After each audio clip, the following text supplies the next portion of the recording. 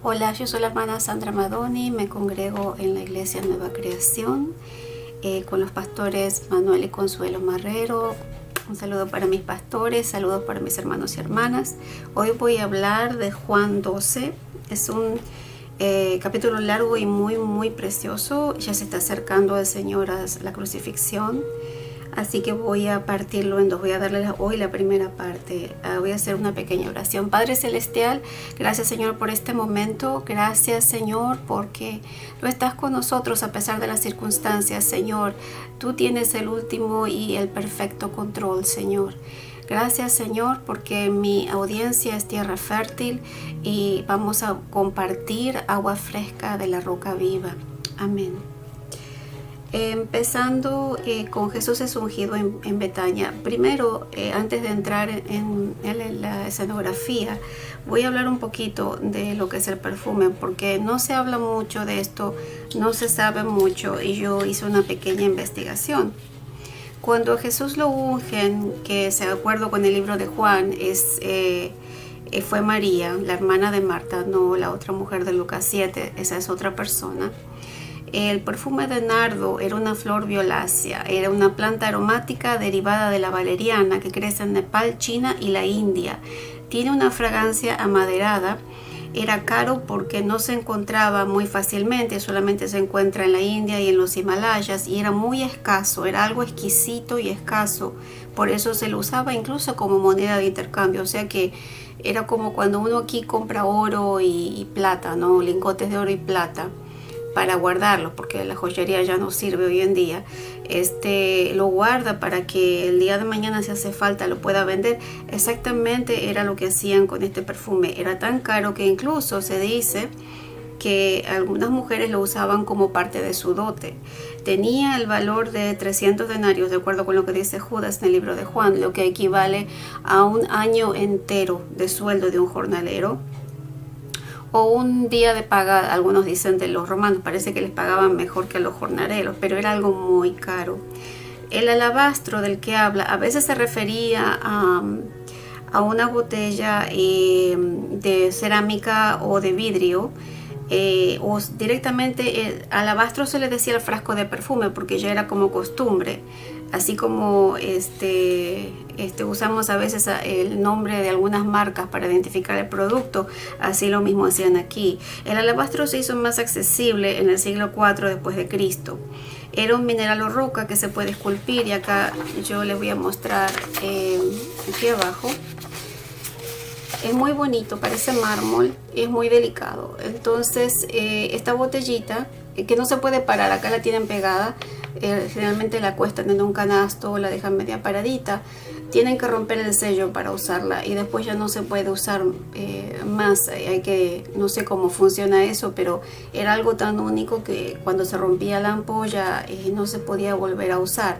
Por eso la gente guardaba este lugar para guardarlo con un vacío de oxígeno, para que no le llegue el oxígeno, no se eche a perder. Una vez que se abre, se deja el perfume ahí, se va usando, pero se conserva ahí, y después, bueno, queda el envase para otra cosa, pero es muy difícil de usarlo porque tiene un hueco bien pequeñito.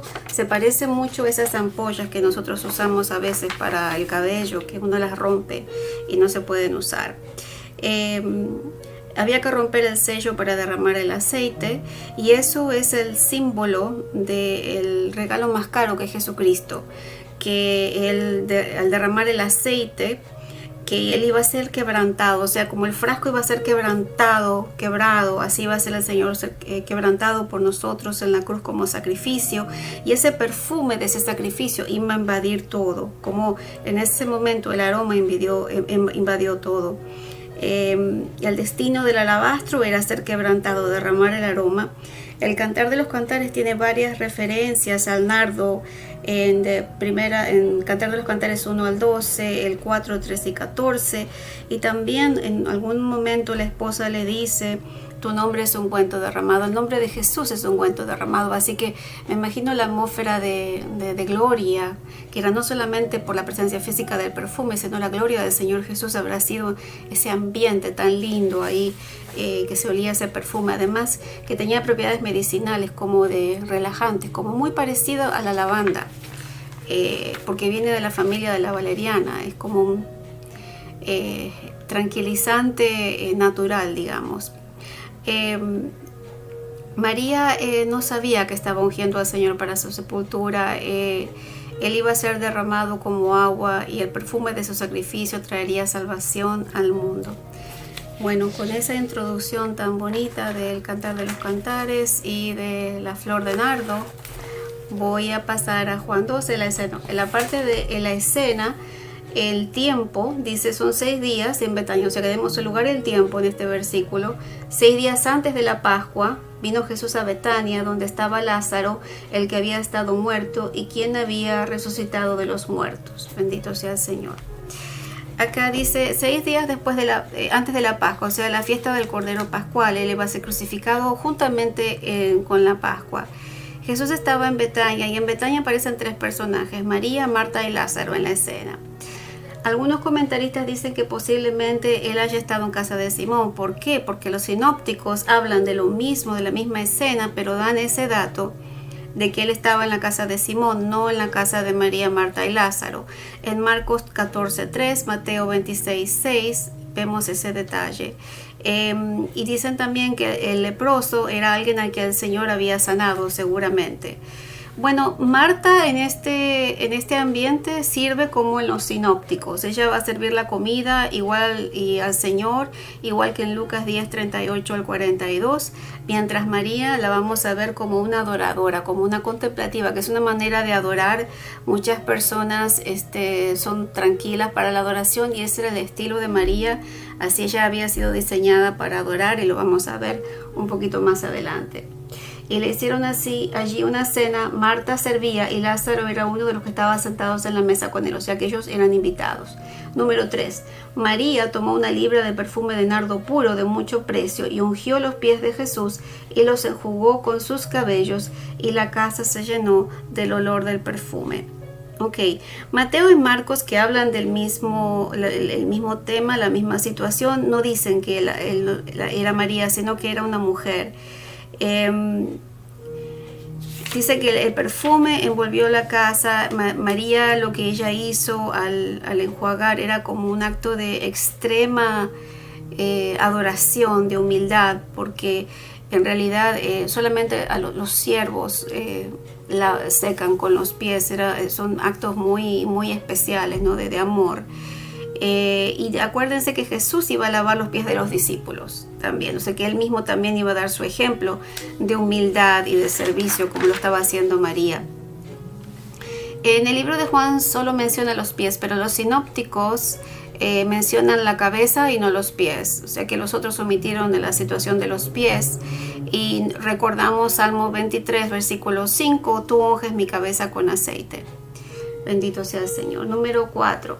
Y dijo uno de sus discípulos, Judas Iscariote, hijo de Simón, el que le había de entregar, dice aquí número 5, ¿por qué no fue este perfume vendido por 300 denarios y dado a los pobres?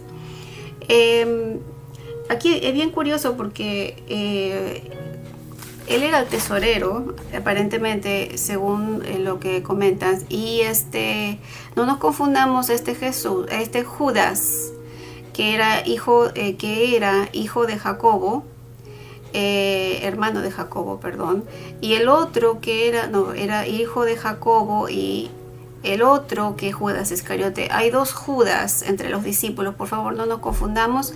Yo sé que los que muchos saben no necesitan esto, pero había 2 Judas. Entonces Juan aclara la intención de Judas más adelante, que él era el tesorero, porque en el versículo 6 dice, pero dijo eso no porque se cuidara de los pobres, sino porque era ladrón, teniendo la bolsa sustraía de lo que se echaba en ella, o sea que él guardaba el dinero del ministerio, digamos, en su bolsita. También se le daba a los pobres. De ahí había mujeres que mantenían el ministerio de Jesús. En el libro de Lucas habla de eran mujeres de posición económica bastante satisfactoria que podían mantenerlo. En los versículos 7 y 8 él anuncia la muerte. Déjala, porque para el día de mi sepultura ha guardado esto, porque a los pobres siempre los tendréis con vosotros, mas a mí no siempre me tendréis. O sea que él está anunciando su muerte, y Jesús dice, Lo curioso es que él no responde abiertamente a Judas y ni le recrimina nada, ni le dice, tú dices eso porque quieres dinero, ni no, él lo dejó tranquilito ahí, pero le recuerda que el acto de adoración de María tenía valor en el reino sin descuidar la obra social. O sea que la adoración al Señor es mucho más importante que la obra social. Primero tenemos que adorar a Dios y con eso el fruto va a ser la obra social. Jesús no estaría físicamente con ellos. Por eso es muy importante que hay personas que no se dan cuenta y hacen lo contrario y trabajan para el Señor y están metidos en 20.000 ministerios, pero no oran, no alaban, no pasan tiempo con el Señor. Pasan tiempo más con el ministerio que con el Señor del ministerio. Y Dios es un Dios celoso. Él quiere pasar tiempo con nosotros. Él quiere alimentarnos, fortalecernos, cambiarnos. Así que Él otra vez, como en la otra situación, que María era una adoradora, una contemplativa, y también la criticaron por eso, por estar ahí a los pies de Jesús y también en este caso por derramar con exuberancia algo, incluso algo que tiene valor financiero por Jesús, en vez de dárselo a los pobres. O sea que eso tenía valor. Incluso María no sabía que lo estaba ungiendo para la sepultura, y Jesús mismo lo dice, que la estaba preparando para la sepultura. Eso después lo vamos a ver más adelante, cómo venía eso. Pero es importante no descuidar al reino, dice acá, la adoración tiene valor en el reino sin descuidar la obra social. Bendito sea el Señor. El complot contra Lázaro. Ok.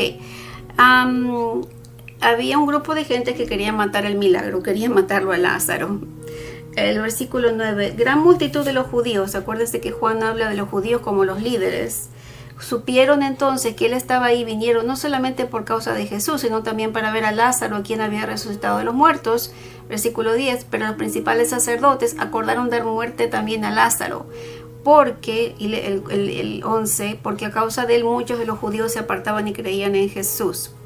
La gente quería ver el milagro por sí mismo, y había personas, incluso entre los líderes judíos, interesados, y muchos van a creer, y algunos habían creído hasta ahora en Jesús como el Mesías por la resurrección de Lázaro. Bendito sea el Señor. Ahora voy a leer la entrada triunfal en Jerusalén, que todos estos, desde Jesús ungido en Betania, la entrada en Jerusalén, están en los sinópticos. El día siguiente, 12 grandes multitudes que habían venido a la fiesta, al oír que Jesús venía a Jerusalén, tomaron ramas de palmera y salieron a recibirse y clamaron: Hosana, bendito el que viene en el nombre del Señor, el Rey de Israel. Versículo 14, y halló Jesús un asnillo y montó sobre él, como está escrito: no temas, hijas de Sión, aquí tu rey viene montado sobre un pollino de asna. Ok, esta tiene tanta carga profética y espiritual que hay que degustarla. El versículo 12 dice: al día siguiente, en la fiesta de Pascua, según Cambridge Bible for Schools and Colleges, dice que, bendito sea el Señor, desde el sábado por la tarde hasta el domingo por la tarde, es el día en el mes de Nisan, fue cuando ocurrió esto. La entrada triunfal después viene de la cena de Betania, que Mateo y Marcos la ponen después de la entrada de Jerusalén. Marcos implica que la cena había tenido 2 días antes de la Pascua. Juan omite los detalles de cómo los discípulos trajeron al asno, pero los sinópticos tienen más detalles. En el versículo 13 dice: las palmas se usaban en las fiestas, por ejemplo la de los tabernáculos, según Levítico 23:40. Hosana significa salve, como cuando dice salve al rey, o long life to the king, o que el rey viva mucho. El último día de la fiesta de los tabernáculos se llamaba el gran Hosana, y las palmas se llamaban Hosana. Versículo 14, Mateo 21:12 dice cómo él obtuvo el animalito que nadie había usado. En el versículo 15 se lee la profecía mesiánica de Zacarías 9:9, donde el Señor se presenta con humildad, sencillez y majestuosidad. David había entrado en Jerusalén también de esta manera, como parte de la promesa mesiánica en Primera de Reyes 1 del 32 al 34. Jesús es el hijo de David. Cuando un rey venía en un burrito en vez de un caballo, venía en son de paz. Esa era la costumbre. Mateo 21:2, Jesús envía a sus discípulos a buscar el burrito que estaba atado junto a su madre. En Lucas 19:30 dice que era un burrito que nadie había cabalgado. Bendito sea el Señor. Versículo 16, estas cosas no las entendieron sus discípulos al principio, pero cuando Jesús fue glorificado, entonces se acordaron de estas cosas que estaban escritas acerca de él y de que él las había hecho. La revelación es progresiva, uno no entiende todo desde el principio, y más que el Espíritu Santo todavía no había sido derramado, el Espíritu Santo les recordaría más adelante las palabras de Jesús como él lo había prometido. Versículo Juan identificaba a la clase de personas aquí en el 19, pero los que, bendito sea el Señor, y daba testimonio, el 17, y daba testimonio a la gente que estaba con él, llamó a Lázaro del sepulcro y le resucitó de los muertos, por lo cual también había venido la gente a recibirle, porque había oído que él había hecho esta señal. Juan identifica la clase de personas que estaban con él en contraste con todos aquellos que iban de camino a Jerusalén. Solo Juan da este pequeño detalle, los sinópticos lo omiten. Juan sigue el orden de las señales, que solamente Juan especifica las señales. Esta era la séptima y la última. Según el comentario del púlpito, podría haber sido que los peregrinos galileos y los líderes judíos que creyeron en él eran los que estaban siguiendo. O sea, que esa multitud que estaba ahí con él era la que creía en él por el milagro de la resurrección de Lázaro. Versículo 19, pero los fariseos dijeron entre sí, ya veis que no conseguís nada, mirad, el mundo se va tras él. Según el comentario de púlpito, los fariseos se referían a los líderes que se habían arrepentido del complot de Caifás, que lo estaban siguiendo. Era una expresión de desesperación e ira, porque cuando él dice aquí, el mundo se va tras él, era porque hasta ahora era solamente el vulgo, porque ellos decían que aquellos que no conocen la ley están malditos, ¿verdad? Y son la gente humilde que no conoce esto. Pero ahora están viendo que los líderes están creyendo en Jesús. Así que eso a ellos les da mucha desesperación y mucha ira. Después del versículo 20 al 26 tenemos unos griegos buscan a Jesús. Había ciertos griegos entre los que habían subido a adorar a la fiesta. Bueno, esto es interesante porque según los comentarios de Meyer dice que de hecho estos griegos eran gentiles. Yo más o menos lo presentía. No eran judíos helenistas, o sea, había judíos que era una mezcla de la filosofía griega, costumbres griegas, era otro tipo. La escena probablemente ocurría en el patio del templo, el cual hasta el otro lado, los cuales vinieron a adorar a Jerusalén. Se les llama prosélitos de la puerta, como el eunuco etíope en Hechos 8:27, porque ellos, al ser gentiles, no podían entrar al templo, solamente podían adorar de afuera. En Mateo 23:15 Jesús reprende a los fariseos y escribas que buscaban prosélitos. Recordemos que el prosélito es un judío converso y luego lo convertían en alguien mucho peor que ellos. Creo que la expresión correcta, los convierten en un hijo del infierno peor que ustedes o algo así, porque era tanto la corrupción que en vez de enseñarle la palabra, la ley de Dios como debería ser, les enseñaban tantas tradiciones que no había ningún tipo de conversión ahí. Bendito sea el Señor. Después dice aquí, Jesús, estos pues, el 21, estos pues se acercaron a Felipe, que era de Betsaida de Galilea, y le rogaron diciendo, Señor, quisiéramos ver a Jesús. Según el comentario Meyer, no sabemos si el encuentro fue accidental, sabemos que Dios lo preparó, pero otros gentiles se habían acercado a él. Recordemos que la mujer sirofenicia y el centurión se acercó a él. Según el comentario del púlpito, es posible que estos griegos venían de las ciudades griegas de la Decápolis, que son las 10 ciudades, o en las laderas del Líbano. El nombre de Felipe es griego y es posible que haya habido una afinidad. Jesús había hecho milagros en las ciudades de Decápolis. Recordemos al endemoniado de Gadara en Mateo 4:23. La Decápolis estaba compuesta por ciudades griegas después de la conquista de Alejandro. Tenían moneda, su propia moneda, corte, su propia corte judicial y su propio ejército. Fue establecida en el año 65 a.C. Según Mateo 4, 24, 25, Marcos 7, 3 al 37, Jesús hizo, y había otras citas más, Jesús se hizo famoso en toda la Decápolis, en toda la región griega. O sea que ahí se estaba acercando a los gentiles. Bendito sea el Señor. Felipe fue y se lo dijo a Andrés entonces. Andrés y Felipe se lo dijeron a Jesús. Según el Cambridge Bible para Schools and Colleges, Andrés es otro nombre griego. Felipe y Andrés eran de Bethsaida, tanto como Pedro, según Juan 1:44. O sea que es posible que haya habido una afinidad, a lo mejor tenían líneas, conexiones griegas entre ellos, entonces hubo una facilidad. Número 23, Jesús declara que es tiempo de la glorificación del Hijo de Dios. 23, Jesús les dijo diciendo, ha llegado la hora para que el Hijo del Hombre sea glorificado. De cierto os digo, que si el grano de trigo no cae en tierra y muere, queda solo, pero si muere, lleva mucho fruto. Bendito sea el Señor. Jesús hablaba de su muerte en este momento y después encontré comentarios de que posiblemente la audiencia fuesen los griegos y ellos conocían la filosofía de morir y del grano en la tierra, que el hombre muere en la tierra y después da vida o algo así. Pero yo lo vi, es un poquito, como se dice en inglés, far-fetched, como rebuscado. Y yo creo que toda la audiencia escuchó eso y Jesús habla del grano, la tierra, el trigo. Él siempre usa imágenes agrícolas para describir sus enseñanzas porque eran lo que ellos conocían, ¿verdad? 25. El que ama su vida la perderá. El que aborrece su vida en este mundo para vida eterna la guardará.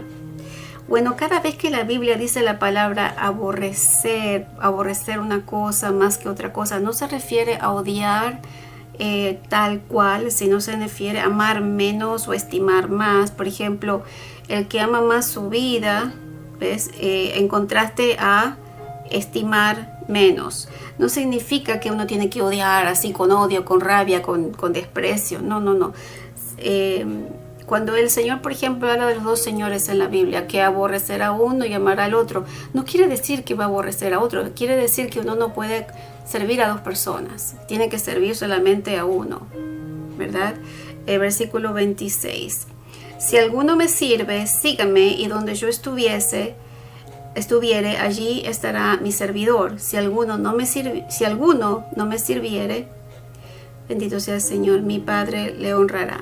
Bendito sea el Señor. Bueno, eso no parece correcto, pero si alguno me sirve, sígame, y donde yo estuviere, allí también está mi servidor. Si alguno me serviere, mi Padre le honrará. El Señor habla de la honra, que la persona con la que el sacrificio espiritual del creyente, la negación de sí mismo, es el costo del discipulado. Y estos discípulos padecieron mucho, todos murieron martirizados excepto por Juan, que intentaron, según la tradición, quemarlo con aceite, pero no funcionó. Él sobrevivió y murió de muerte natural en sus años. Se cuenta que él se murió en Éfeso. Y él está hablando del costo del discipulado, que el discípulo tiene que sacrificarse, tiene que hacerse el líder, ¿verdad? O el discípulo se sacrifica por las personas que él está cuidando. Es el costo del discipulado.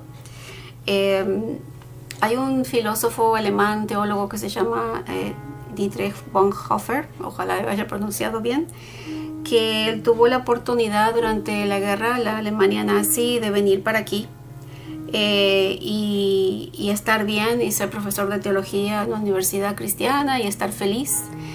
Y estaba comprometido con una señorita y todo eso, todo le iba muy bien, pero él escribió ese libro que se llama El costo del discipulado. Él dijo, yo no puedo estar bien aquí en Estados Unidos, pasándola bien, cuando el pueblo alemán está sufriendo y necesita un pastor.